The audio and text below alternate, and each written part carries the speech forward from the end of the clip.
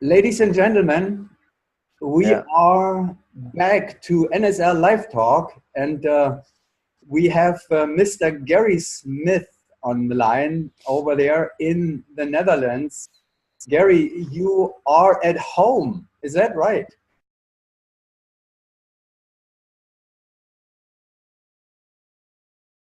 Yeah, amazing. Happy to be at home. Cold Netherlands. It's a freezing Saturday morning or Saturday afternoon, but very happy to be home. You are traveling all over the place with your jobs. I mean, I recently looked at your current commitments, and it's Qatar Falcons and in Qatar, then Hayabusa in Belgium, NFTO in England. How do you do that? Yeah, I'm very happy, and it's an amazing job to have, and it's gone superb, very well for me. But of course, you have to sacrifice the family life. That's the difficult part of the job. But I guess there's people out there working in the militaries, and that they also get sent away in different jobs. So I'm happy with what I'm doing. Good. And you're also living in one of the nicest countries on the planet. When I read statistics and stories, the Netherlands are always considered as one of the countries with the happiest people and the happiest living standards. Yeah, it's a great nation. I have to be honest. It's a fantastic people, very friendly, and I really enjoy it here. And bringing up a family, it's amazing, especially on the small island of Texel. Let's talk about some of the team stuff. It's an exciting part of the year, the beginning of a new season, the 2000, and we have already seen at least one competition, the Wind Games. And I wanted, I mean, I always like to speak with you anyway, for personal reasons and any reasons. It's always a pleasure. But I wrote yesterday an update for the Sunpath Products NSR news, and that was about Roy Jensen having the potential of becoming a world champion for two different countries, which Yeah, had never happened to my understanding. But then I looked into this a little bit deeper, and I found a guy who has won medals for two different countries already in the past, and that guy was Mr. Gary Smith. now you're going back a long way. Yeah, there was a big time difference, right? Yeah. And I think Roy, if I'm correct, will do it one indoor, one outdoor. Correct. And for us, we never had indoor world championships. We only had outdoor. So that there would be, I guess, the difference. Mine were both outdoor medals, and his would be one and one. But he could become a world champion in both, which is fantastic. And the Bronx, except there are a few obstacles on the way. We talk about that later. But one is Hayabusa and Gary Smith. But Yeah, of course. let's talk about 1997. That's when you won your bronze medal, right? In Turkey, that was. Yes. With the South African team, equanimity. We it was a huge goal for us, and to bring a small country like South Africa up into the bronze medal position, it was a great feeling. We worked hard, and it worked out great that year for us. And then you followed up how much later with US gold medals or gold medals? Well, we had to take a break because then you have, of course, the 2-year clause as well as the 180-day residency, and we had to sort out our green cards and to make sure that we were legal. The US were very, very strict in the switching. They're not going to take anybody. So even if you look at the current Arizona SP, they have different nationalities or different nations. For sure, those guys have been checked 100%, because it will be a huge disgrace for the US if they get protested against, and all of a sudden you find that this Hemlin or even Mikhail is not 100% within the rules. So in that sense, it took us a while, and we got everything ready, and then we started the Magic in 2001. And eventually, for me, then that worked a gold medal in 2004, and then the Land Fire 2006. And in 2004, you weren't the only South African. You did this together with Solly Williams in 2004. But then you added your own medal, second gold medal in 2006. without Solly. Yes. Yeah, great friend, Solly. I mean, I think real true friend. Yeah, up until 2004 with Solly, and then 2006 with Shannon, Ian, and Natasha. So let's go back to Roy now, because that's where the whole thought actually came up. I was thinking if Roy could become the first, with gold medal and gold medal, you have bronze medal and gold medal, and then gold medal for two different countries. One thing was surprising. I didn't even know this, but it looks like the rules have changed. I looked up the sporting code yesterday. The most current, there's a 2017 sporting code, and I didn't find anything any longer for restrictions as of going from one country to another one, time limits or anything. Did you know that? No, I didn't know that, but I'm hoping that there's some clarity, because obviously with Roy winning, if he goes up and win, there's going to be people protesting it, or at least unhappy with it. So I hope that everything is clarified, and that Roy can go through and compete, because obviously closer to home, we've also had Thunder competing for Belgium, not competing Right. because of that. And I think it's unfair if one country does it and one country not. Yeah. So, and people can say there's gray areas in that, but I think we should then clarify that rule. And I don't have the exact solution, but I think it should be fair for everybody. It should be, if France is allowed to put a Roy Janssen in their team, then Russia should be Gerard in their team if they want, if he abides by the rules. So we shouldn't say there's gray areas. I think in nowadays we should be able to have rules that are pretty clear. Yes, and it seems, at least for what I read in the rules, it seems to be clarified by now that the federation, each country's skydiving federation, just has to issue the FAI sporting license, and that gives you the eligibility. The time frame doesn't seem to be a factor any longer, which makes it I guess. I don't know. Yeah, but then on the other side, then you have one sports federation, be it France, who might not look into the rules as much as USPA. I can remember we had Flynn, and we needed to show for the US, we needed to show our passports to show that we were in the country for so many days. And if she just closed a blind eye, then I'm going to go.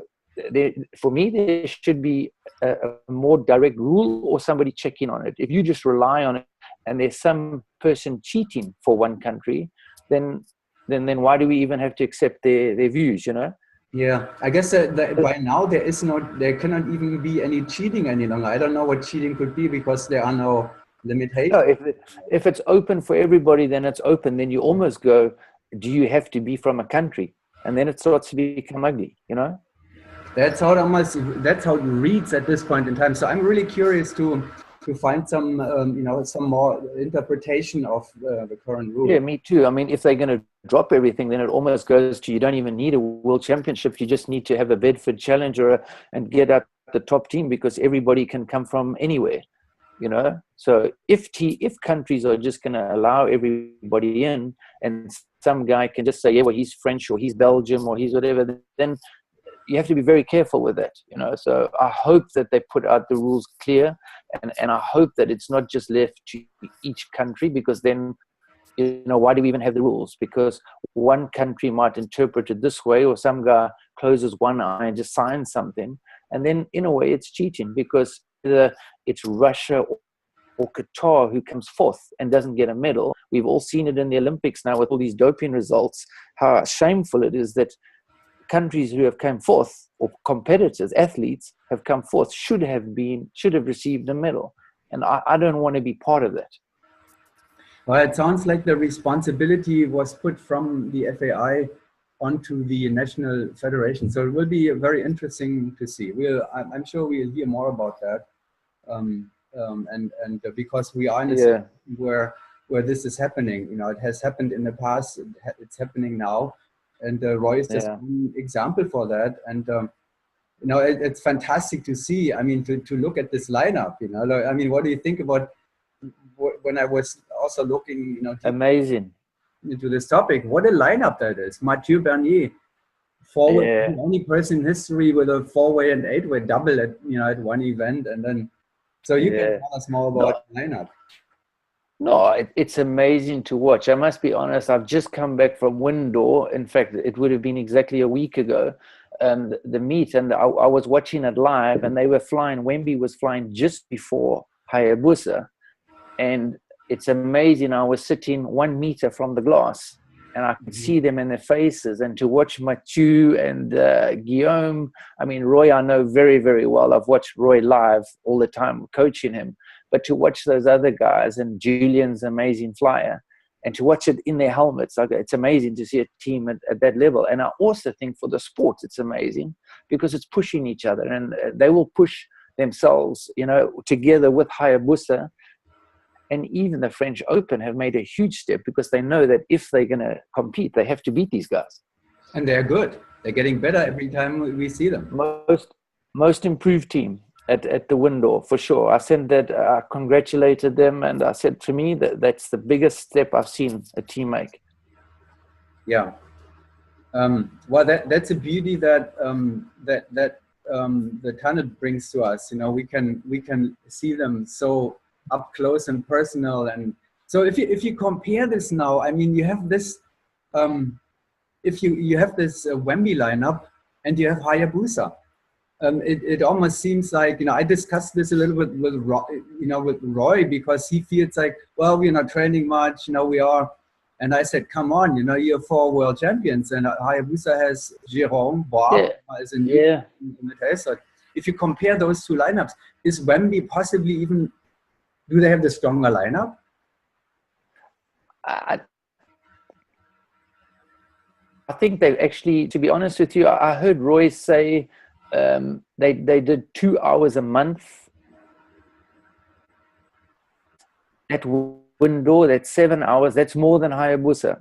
So they're training more than Hayabusa, and they only focusing on indoor, where Hayabusa after April have to go to outdoor. So even some of the Hayabusa training, we focus only on outdoor stuff. We've tried to fix outdoor stuff. We've broken down stuff. There was zero focus on these indoor meets. And slowly going into Windor, we scheduled a program to try and bring us up. But then I think we flew 2.5 hours maximum, 2.5 hours training for Windor. So I think Wemby has it easier because they only focus is indoor. And if they do 2 hours a month going up until October, they will be hard to beat, for sure. Right, which makes it even better. I mean, their perspectives for winning in October are even better than winning, I mean, now, because they will go on interesting. Yeah, they will get stronger for sure. I mean, I've seen them in Poland. They're great flyers. Don't get me wrong. In Poland, you could see that they were maybe a little bit undertrained. Hayabusa, a good run for their money, but Hayabusa did zero training from Chicago. They did, I think, 30 minutes in Belgium before they drove across to Poland.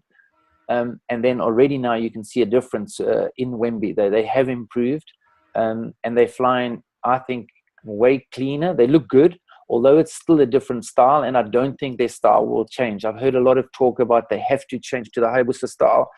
If I was a coach, I would say to them, don't change. Just do what you've got right now, because it's not going to change. It's too old school in a way, but it's not wrong. It works very well for them, and they fly it fantastically well. Yeah. Oh, I think I'm losing internet with you here, Kurt. No, I said yes, fine. We're back. I hope you can hear me. Yeah, there were a few breaks in there, but most of... I think I've totally lost you.